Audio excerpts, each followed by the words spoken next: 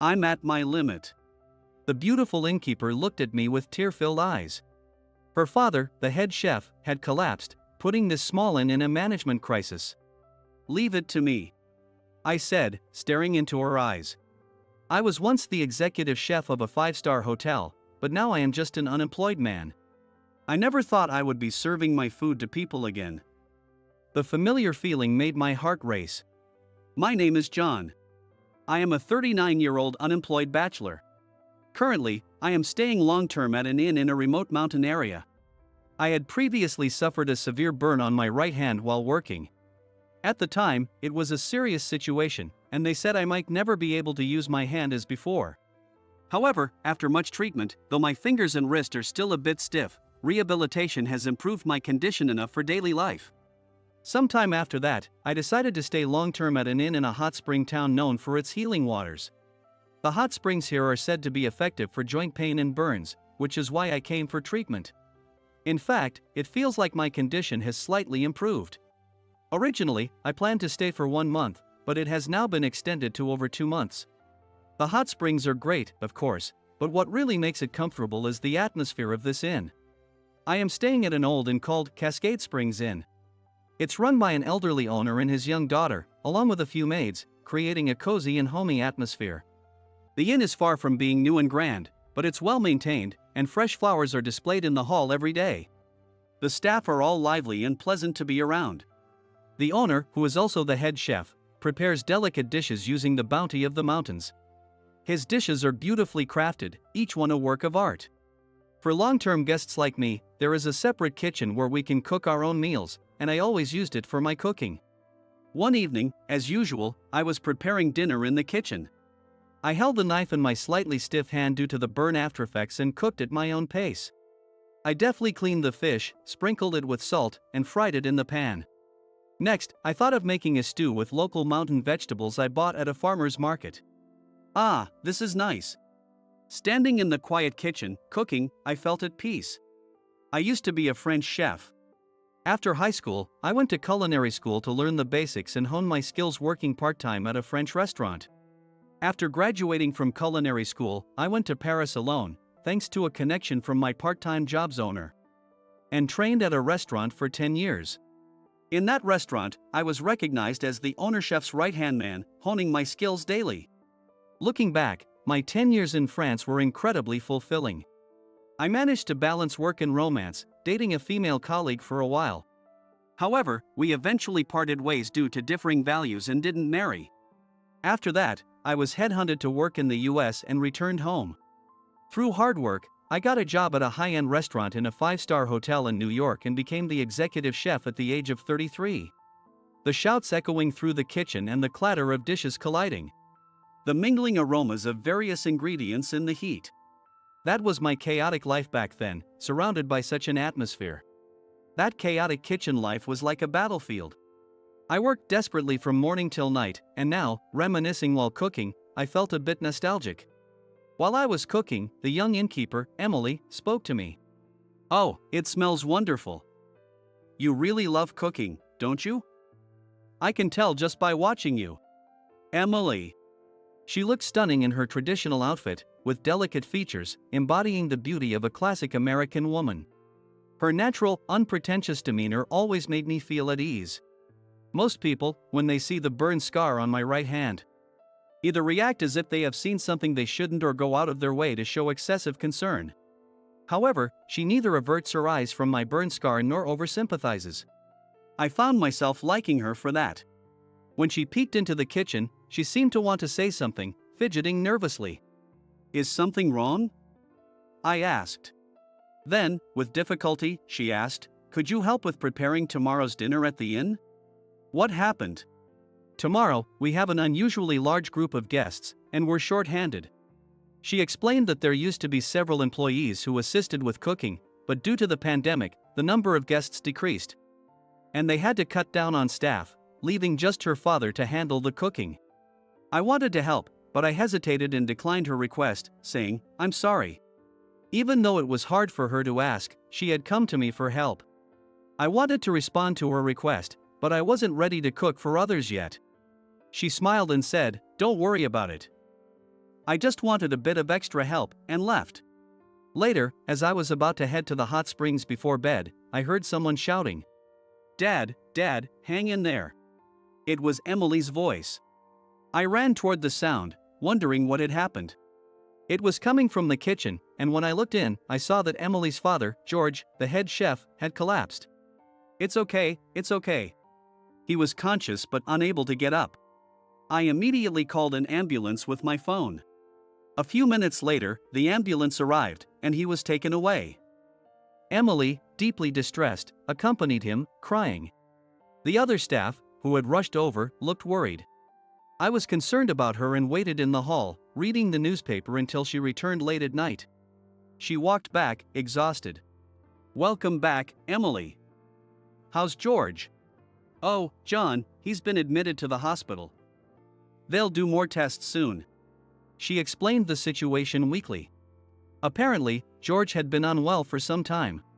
Her request for my help was out of concern for his health. The inn was already struggling financially, but they continued for the sake of the healing guests. "We might have to close down," she murmured, tears streaming down her face. "To accommodate the current reservations, we'll have to hire a temporary chef. But it won't be possible by tomorrow. So we'll have to ask tomorrow's guests to cancel." Looking down, she said, and I found myself saying firmly, "I know I turned you down earlier, but if it's okay, I'll help." "What?" She looked surprised. "My father and I watched you cook in the kitchen and wondered if you were a professional chef," she said. He had apparently told her, "I think he's a skilled chef." I began to tell her about my past as a French chef. Being promoted to the top at a young age brought jealousy and skepticism from those around me. That's common in any field, but I believed in my skills and worked hard to prove myself. I treated my young subordinates strictly, hoping they would grow more. However, my intentions weren't well received, leading to a toxic atmosphere in the kitchen, with some becoming mentally ill.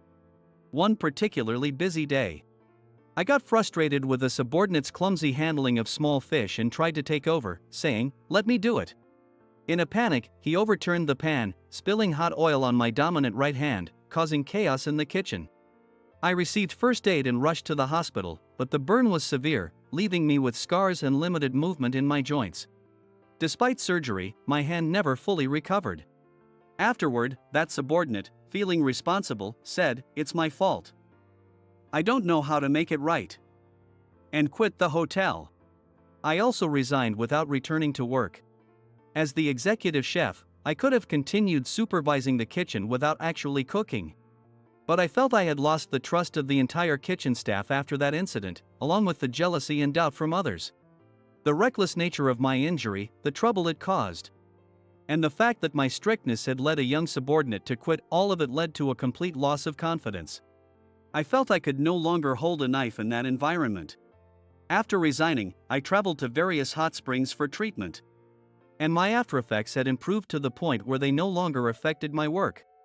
However, due to my mental state, I couldn't bring myself to return to my profession and continued to hesitate. I said to her, "This inn has been really good to me. I can't fully replace George, but I'll do my best, so please let me help. Given how you can reflect on the past objectively now, I'm sure you'll be fine, John." "Thank you," she said, smiling warmly. I went with her to check the kitchen. It seemed George had collapsed after finishing the preparations for breakfast. The typical breakfast he always made could be managed with the ingredients he had prepared, so I was somewhat relieved. However, I didn't know the dinner menu he had planned, and I would need to source the ingredients. I hadn't cooked anything but French cuisine since my days in culinary school. Now, with the unexpected challenge, I desperately thought about what I could do. The next morning, I started preparing breakfast, with Emily helping me. Not knowing where anything was, she supported me from early in the morning. Seeing us, one of the staff teased us with a grin. "George always said he wanted Emily to marry a chef," they joked. Hearing that, both Emily and I blushed and fell silent. The breakfast was well received by the guests, and I was relieved. Of course, the ingredients were prepared by George. The real test would be the dinner, with no prior preparations. After the guests checked out around 10 a.m., Emily busily worked with the other staff to clean the rooms and then went to the hospital to check on George. Meanwhile, I went to the suppliers she had mentioned to get ingredients. These familiar suppliers advised me on the usual ingredients George would purchase, and I thanked them before returning to the kitchen to start the preparations. While I was working, Emily returned with George. Is he really okay? I thought he would be in the hospital for a while. I was surprised and stopped what I was doing. George, despite being stopped by the doctor and Emily, had forced his way out of the hospital on the condition that he wouldn't work. She pleaded with him to sit in the kitchen, and he said, "Let me taste it." I was making a fusion of French and local cuisine, unsure if it would suit George's palate. Nervously, I had him taste the sauce for the meat dish. After a taste, he smiled and said, "You're no ordinary chef." It turns out George had once aspired to be a French chef. However, when his parents suddenly passed away, he had to take over the inn. "With this taste, I can trust you to take over. I'll keep my mouth shut and let you do it your way." "Yes. I'll do my best," I replied. He decided he would just sit and watch. I felt grateful as Emily and the other staff took turns helping me during their breaks. What I lacked in the past was this sense of gratitude. Before I knew it, I had forgotten about the aftereffects of my injury and was busy working. I had Emily and George taste the finished dishes. He nodded in satisfaction, saying, "Good. It's delicious. I've always wanted to try your cooking," she said, smiling brightly. Soon, it was time for dinner service.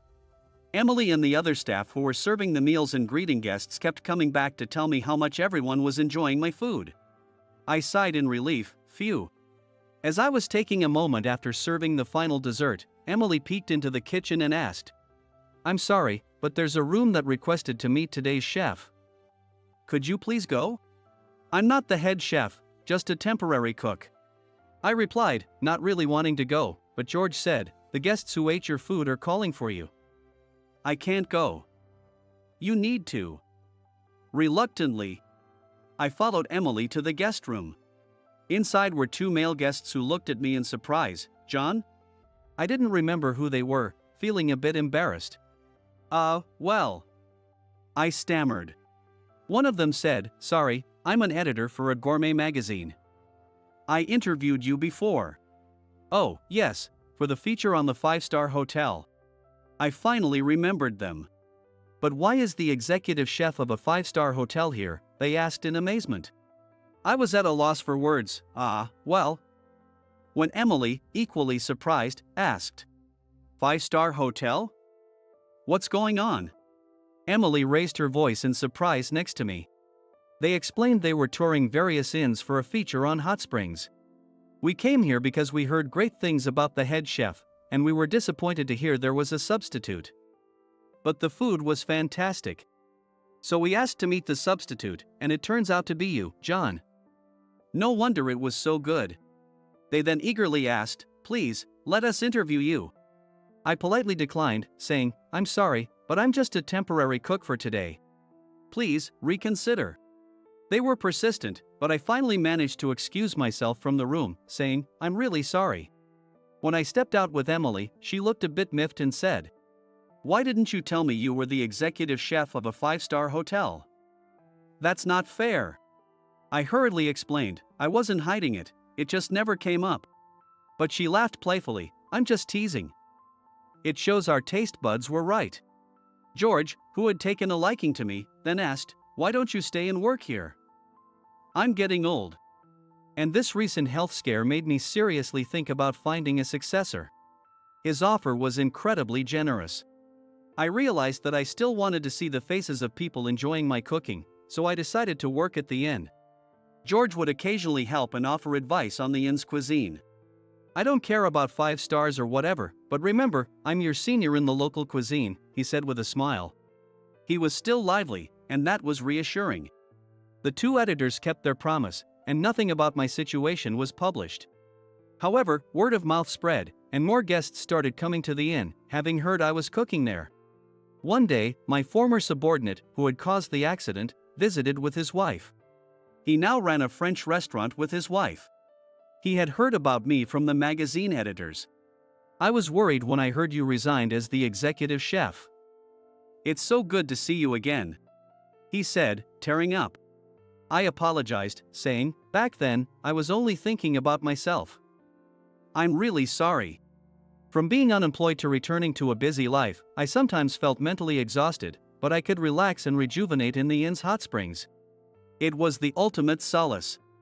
And now, I had someone supporting me. Emily. As I continued working at the inn, we grew closer, often talking about the future of the inn. In discussing the inn's future, we found that our life views and values aligned, and I proposed to her. She accepted, saying, "Yes, I'd be delighted."